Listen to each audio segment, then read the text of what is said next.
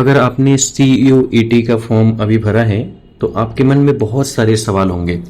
Paper कैसा होता है, कितने क्वेश्चंस आते हैं, कितने नंबर लाने होते हैं, कैसे तैयारी करें। तो आज के इस वीडियो में CUET की पूरी सच्चाई, तैयारी और इसके रणनीति, पेपर का ब्रेकडाउन, सारी चीज़ें स्टेप बाय स्टेप समझने की कोशिश करेंगे। तो आज के वीडियो में आप लोग बने रहें। अभी अगर आपने चैनल को सब्सक्राइब नहीं किया है तो प्लीज़ आप सब्सक्राइब करें कि आगे की भी वीडियो इससे रिलेटेड आपको मिलती रहेगी। और CUET क्या है और क्यों जरूरी है। CUET का मतलब होता है कॉमन यूनिवर्सिटी एंट्रेंस टेस्ट, जिसको कंडक्ट करता है NTA यानी कि नेशनल टेस्टिंग एजेंसी।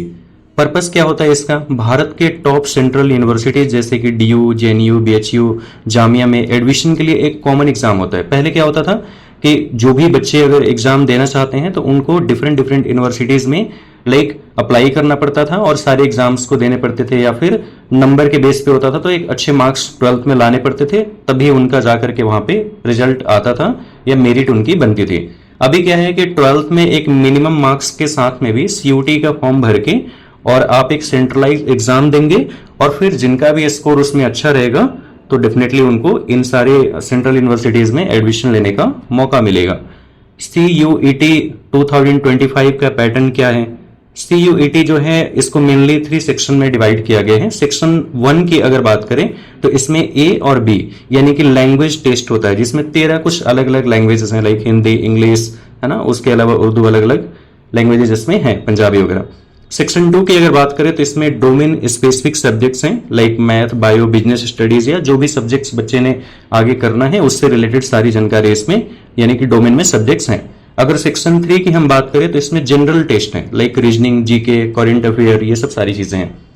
टोटल अगर MCQ की बात करें तो लगभग 100 से लेकर और 120 MCQ आते हैं। टाइमिंग लगभग 3 घंटे की होती है और जो परीक्षा देने का मोड होता है ये CBT मोड होता है, यानी कंप्यूटर बेस्ड टेस्ट होगा।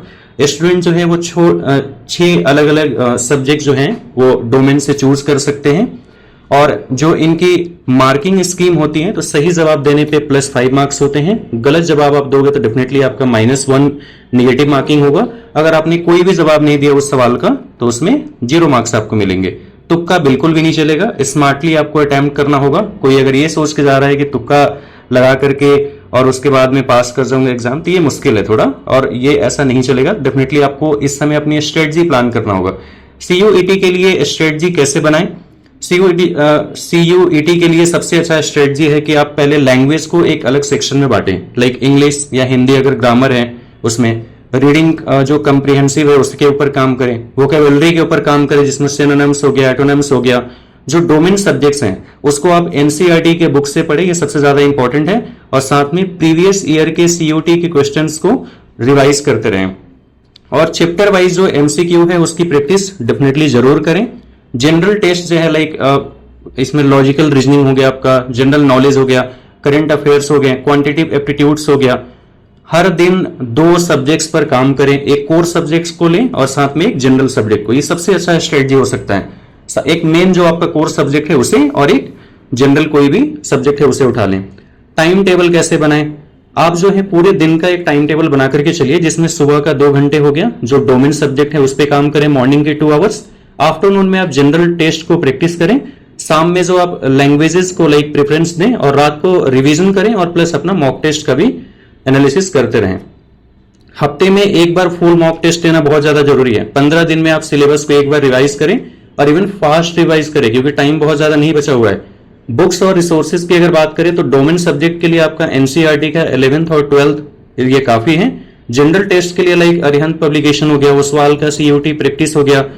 अगर लैंग्वेज सेक्शन की बात करें तो इसमें रिंग्स एंड मार्टिन के इंग्लिश ग्रामर हो गया, हिंदी में आपका व्याकरण हो गया लूसेंट का, ये आपके लिए काफी है। अगर प्रैक्टिस ऐप की बात करें तो आपको टेक्स्ट बुक हो गया, अड्डा 247 आपका हो गया, अनअकैडमी के फ्री मॉक टेस्ट अवेलेबल है, यहां से आप दे सकते हैं। और अगर मोटिवेशन और माइंडसेट की बात करें तो CUET एक कॉम्पिटिटिव एग्जाम है, लेकिन हार मान लेना रीजन नहीं है। सबसे इंपॉर्टेंट है कंसिस्टेंसी, यानी कि लगातार उस पर लगे रहना और टाइम देना। जो स्टूडेंट रोज 2-3 घंटे सिंसियरली प्रिपरेशन करता है वो इजिली टॉप कॉलेजेस में जा सकता है। CUET आपके लिए सिर्फ एक सपना नहीं है, ये एक रास्ता है। बस जरूरी है कि सही स्ट्रेटजी, सही रिसोर्स और सच्ची मेहनत के साथ में आप इसमें लगे रहें तो डेफिनेटली आपका CUET निकलेगा। अगर आप भी सीयूटी का प्रिपरेशन कर रहे हैं तो आप अपना सब्जेक्ट बताएं कि क्या आपके सब्जेक्ट है, इससे रिलेटेड अगर आपके कोई भी सवाल हैं तो डेफिनेटली आप अपने सवाल रखें, हम आगे लाइव में जुड़ेंगे आपसे, तो डेफिनेटली उस पर बात करेंगे।